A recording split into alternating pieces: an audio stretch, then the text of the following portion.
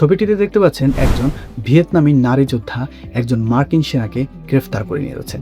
এই গ্রেফতারের পর মার্কিন সেনাকে প্রায় 8 বছর জেল খাটতে হয়। ভিয়েতনাম যুদ্ধের শেষে এই ঘটনার প্রায় 30 বছর পর তাদের একে অপরের সাথে আবার সাক্ষাৎ হয়, কিন্তু এই সাক্ষাৎটি যুদ্ধের ছিল না, যা দেখে পুরো বিশ্ব আপ্লুত হয়েছিল। বলছি মার্কিন বিমান সেনা রবিনসন এবং উত্তর ভিয়েতনামের গেরিলা যোদ্ধা কিম লাইয়ের কথা। সময়টা ছিল 1954 সাল।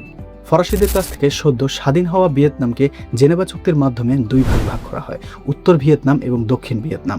উত্তর ভিয়েতনাম ছিল কমিউনিস্ট শাসিত এবং দক্ষিণ ভিয়েতনাম ছিল মার্কিন সমর্থিত।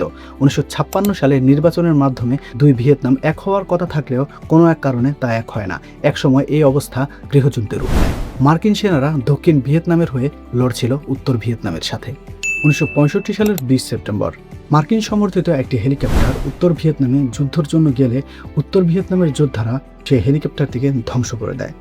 এর কিছুক্ষণ আগে হেলিকপ্টার থাকা রবিনসন একটি প্যারাশুট নিয়ে ঝাঁপিয়ে পড়েন একটি জঙ্গলে। সারা রাত তিনি পালিয়ে বেড়ান জঙ্গলের এদিক থেকে ওই দিক। পরদিন সকালে 17 বছর বয়সী গেরিলা যোদ্ধা কিম লাই তাকে দেখে ফেলেন। তার উচ্চতা এবং বিশাল দেহ দেখে তিনি ভয় পেয়ে যান।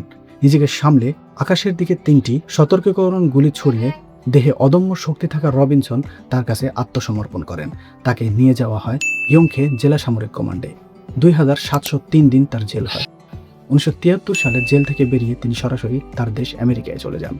1995 সালে জাপানের এনএইচকে টেলিভিশন তাদেরকে নিয়ে একটি তথ্যচিত্র নির্মাণের পরিকল্পনা করেন, যার নাম দেওয়া হয় এ রিউনিয়ন আফটার 30 ইয়ার্স। রবিনসনকে আমন্ত্রণ জানানো হয় ভিয়েতনামে ফিরে যাওয়ার জন্য।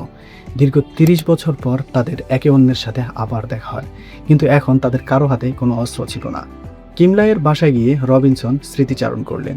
তিনি বললেন, সেদিন যদি আমাদের মধ্য থেকে কেউ একজন ট্রিগারটা চেপে দিত, তাহলে আজকের এই সাক্ষাৎ হয়তো হতো না।